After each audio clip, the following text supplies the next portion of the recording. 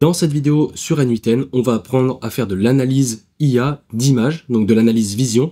Ensuite, on va faire de la classification par IA. Et pour finir, du routage conditionnel. Donc si ces termes ne te parlent pas, ne t'inquiète pas, je vais tout expliquer, je t'ai préparé un schéma.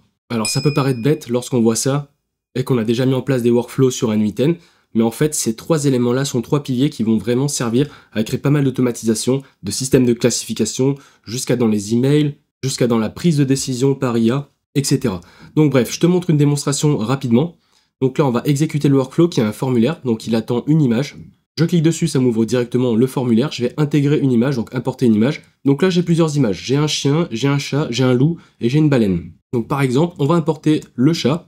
Je vais cliquer dessus. Je vais faire Submit pour envoyer le workflow n8n directement. Donc ça a envoyé. On retourne sur n8n, on voit ce qui se passe. Donc là, il y a une analyse de vision qui a été effectuée. Donc l'IA a analysé l'image automatiquement et elle l'a classifié dans chat. Donc tu vois, l'automatisation est partie dans le module de No Operation, c'est le module No Op. Il est parti dans chat. Donc maintenant, je vais t'expliquer qu'est-ce qui s'est passé exactement en interne. Voici notre schéma au complet. Donc du coup, j'ai importé une image d'un chat. Donc là, techniquement, l'image en plus, son nom c'était numéro 2, elle s'appelait pas chat, etc. Donc il n'y a aucune influence par rapport à ça. Donc je l'ai intégré dans un formulaire n8n, donc qui a reçu une image, donc on appelle ça un élément binaire, un binary file.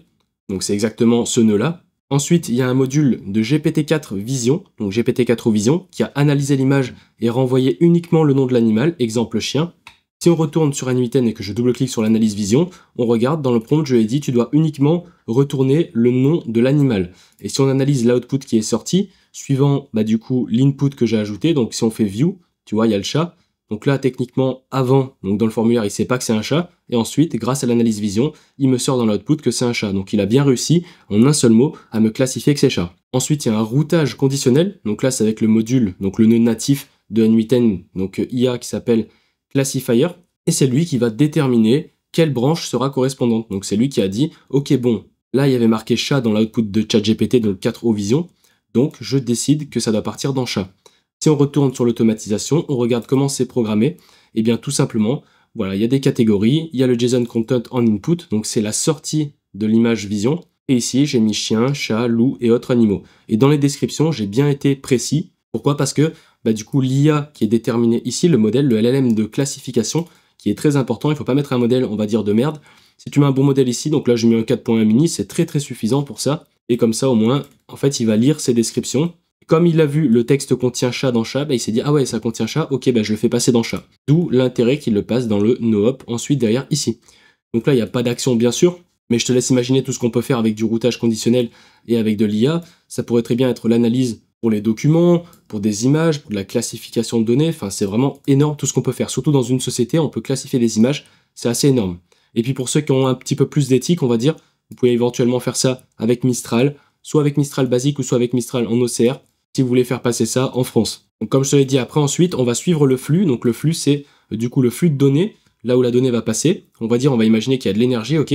Ici, c'est notre input, il y a 100% d'énergie. Donc 100% d'énergie va partir ici, rouge, rouge, rouge, ça suit, ça suit.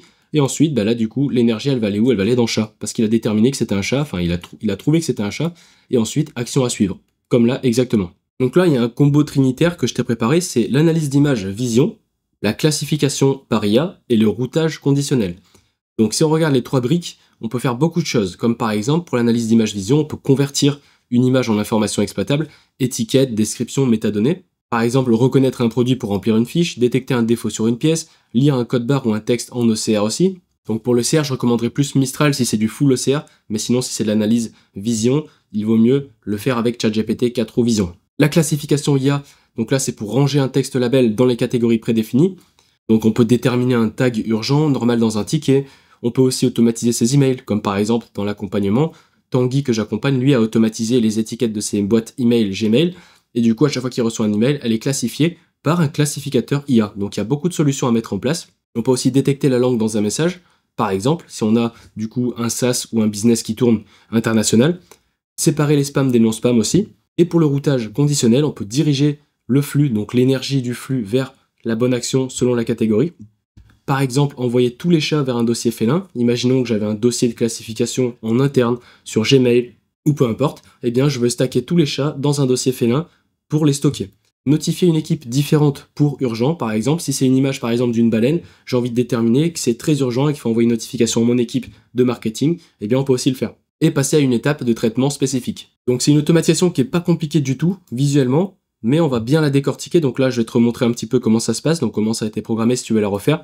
Donc ça, c'est des modules de NoOps, c'est très simple, hein, t'as rien à mettre, t'as juste à les mettre pour voir en fait le flux de données, où est-ce qu'il va passer. Si on regarde l'énergie qui est à 100% au début, donc on va suivre le flux vert, tac, tac, tac, et là, tu vois, ça passe à chat. Et le seul élément que je t'ai pas montré, c'est du coup l'input, donc c'est pour le fichier binaire image. Donc j'ai mis un titre de formulaire, j'ai mis une description, et j'ai mis du coup ton image, file. J'ai mis un élément type, c'est un file, donc c'est un fichier, il attend un fichier. La raison pour laquelle quand je clique sur execute workflow, voilà, eh bien il va me mettre ça, donc là je peux ouvrir. Faisons un test avec du coup un chien, comme ça on va voir s'il passe bien dans le chien, je le lance, je reviens ici, on regarde, boum, la classification, et il me le passe dans chien. Allons tester maintenant tous les autres, hein, pour voir si ça fonctionne très bien. Maintenant on va faire le loup, hop, le troisième, on fait submit, on revient, boum, tac, ça fonctionne très bien. Et maintenant, faisons la baleine pour voir si autres animaux. Pourquoi? Parce qu'en fait, autres animaux, ça serait une condition qui serait différente. Donc techniquement, elle n'est pas censée être proche des trois là, elle est plus censée être désaxée. Peut-être que quand c'est d'autres animaux, ça va dans un dossier autre et spécifique. Donc c'est la raison pour laquelle je préfère l'écarter visuellement pour mentalement savoir qu'en fait, c'est pas du tout quelque chose à quoi je m'attends, donc c'est les autres. Allons-y, on va importer la baleine, on va voir si ça fonctionne très bien. Boum, on importe du WebP, boum, on fait envoyer et on va vérifier si ça marche bien. Tac. Et là, tu vois, il est passé rapidement à une vitesse faramineuse dans autres animaux. Donc voilà, ça permet de faire cette espèce de trinité. C'est une vidéo qui est extrêmement courte, mais qui est extrêmement performante et puissante. Quand on maîtrise ces trois éléments-là, on mélange des éléments binaires avec de l'analyse d'image vision, de la classification IA par routage. Donc quand j'appelle ça par routage, c'est qu'il n'y a pas qu'une seule sortie, il peut y en avoir plusieurs. Et pour finir, on va tester une dernière chose. On va importer un élément qui n'est pas un animal. Donc là, l'entraînement IA a été créé pour que ça soit des animaux. Maintenant, je vais mettre une chaise. On va voir ce que ça va faire. Ok, donc c'est parti, on exécute le workflow. On vient importer notre image de chaise, qui est le numéro 5 en PNG. On fait submit, boum. On regarde ce qui se passe. Donc là, l'analyse d'image vision est faite, la classification IA est terminée. Là, tu vois que ça prend un peu plus de temps, le LLM il galère. Et en fait, ce qui fait, lorsque ça ne correspond pas du tout au sujet, il ne va pas passer. Donc le flux d'énergie va s'arrêter ici. Donc si on regarde, l'output, il va nous sortir rien du tout. Donc là, tu vois, si on va dans chien, alors attends, je vais te zoomer comme ça. Chien, branche, il n'y a rien. Chat, branche, il n'y a rien. Loup, branche. Et autres animaux, branche, il n'y a rien. Donc là où c'est très important, c'est qu'il faut que ça reste en corrélation. Et là, ce qu'il faudrait faire, c'est que, en fait, il faut bien suivre l'automatisation. Et si, imaginons, un jour, j'ai une chaise ou j'ai un animal ici présent qui ne s'affiche pas, qui passe pas la data, il faudrait ajouter un autre élément. Donc maintenant, je te montre comment on va faire pour pouvoir ajouter la chaise. Voilà, on va mettre ça, on va mettre chaise. Tac. Le texte contient chaise. Voilà. Et ensuite, dans l'analyse image vision, il faudrait venir modifier parce que je lui ai dit analyse l'image et dis-moi quel animal c'est. Donc je vais lui dire quel animal objet c'est. Tu dois répondre uniquement avec le nom de l'animal objet pour pouvoir déterminer. Donc tu vois, on scale directement l'automatisation en direct. Ça te permet de montrer un petit peu, de te montrer tout ce qu'on peut faire. Et bien maintenant, normalement, ça devrait être bon. Et là, ce qu'on va faire, c'est qu'on va se déterminer du coup. Alors là, tu vois, ça a rajouté une dernière branche dans chaise parce qu'on a rajouté un élément ici. On a rajouté une catégorie, un élément de catégorie. On va tout simplement, donc là, on va dégager là. On pourrait faire ça et on pourrait faire en fait chaise. Et là, ce qui aurait été smart de faire, par exemple, c'est qu'on aurait pu très bien classifier, donc enfin grouper mentalement plutôt, donc les animaux avec les animaux et les objets avec les objets. Pour la logique, on va dire, de l'automatisation, enfin moi, ce que j'aurais fait personnellement, je te montre, j'aurais fait ça, voilà, j'aurais mis une petite note N8N directement, tac, voilà, là j'aurais mis animaux directement, comme ça, boum. Donc rapidement, tu peux vite monter une automatisation qui est très solide, et objets, nickel comme ça. Bien sûr, il faut connecter la chaise dans les objets, dans la chaise, hein, sinon ça ne fonctionnera pas. Et puis là, on peut replacer tout au centre, hein, comme un professionnel. On peut save, et on va retester. Alors là, si c'est orange, si tu es débutant, il faut que tu comprennes que dès lors que tu fais une modification dans un nœud, ça va devenir orange. Ça veut dire, attention, il peut y avoir une erreur, sachant que tu as fait une modification. D'où le petit, on va dire, triangle. Donc ça, c'est normal. Là, ce qu'on peut faire, c'est qu'on peut directement exécuter le workflow. On vient importer encore une fois notre chaise, hein, ce coup-ci. Elle est là, boum. Et on va voir ce qui se passe. Donc je vais revenir sur l'automatisation directement, boum. Et logiquement, si tout se passe bien, elle est censée partir en bas. Et comme tu es en train de le voir, elle part en bas. Donc ça fonctionne très bien. On a réussi à faire nos 3 piliers. Et puis maintenant, je t'invite à refaire la même automatisation. Elle est vraiment simple, hein, je t'invite à refaire pareil. J'en profite que si jamais tu veux te former sur N8N, le prompt engineering, la sémantique et surtout à être accompagné par moi en one-to-one, premier lien dans la description ou premier commentaire épinglé. Tu peux cliquer et tu pourras nous rejoindre directement.